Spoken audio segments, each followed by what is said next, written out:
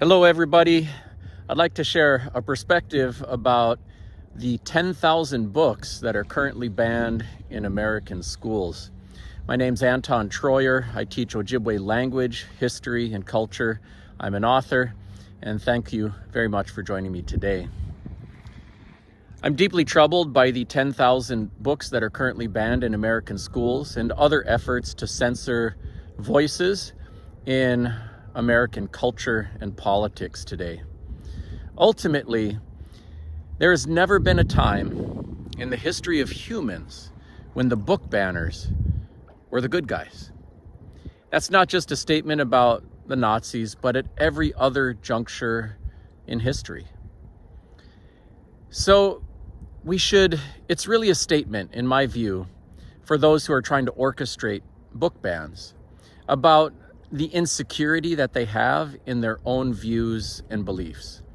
Ultimately, if they felt strong and confident and sure of what they believe and want to read, then they wouldn't feel the need to ban or restrict anybody else's stuff. It's like they're terrified that if somebody reads a book that they disagree with, that their children and grandchildren are going to abandon their religion and ways of being. And I don't think that is a cause for legitimate concern. Ultimately, we should feel confident and free to read even books and writings and people that we completely disagree with. If you hate communism, you should still read the Communist Manifesto, if for no other reason than to understand your own enemy.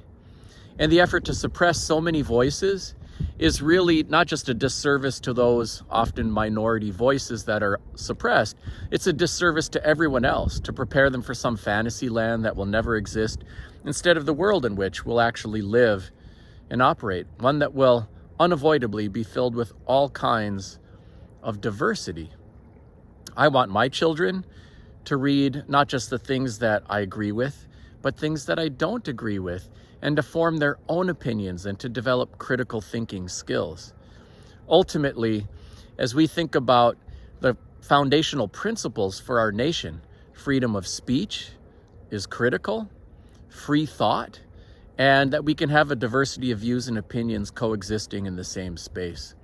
So I think also personally about when I was a kid, and even though I'm native, my parents made me go work for the Norwegian farmer next door to me. His name was Albert Swenson. And I was just a small kid doing manual labor type work. But ultimately, in spite of the kind of humble pay, I remember him well as a really kind person. I remember seeing him at the precinct caucuses, caucusing in Norwegian, which was very American and quintessentially Minnesotan. And now the efforts to suppress books are translating into suppression of different languages, thoughts, beliefs, and views. And I think it's a tremendous disservice to our country. And when you look at the voices that are currently being suppressed, most of them are authors of color or people who are LGBTQ. And ultimately, it will not succeed in keeping those voices silent, but it will delay the connection between peoples, the oneness, healing, and unification of our country.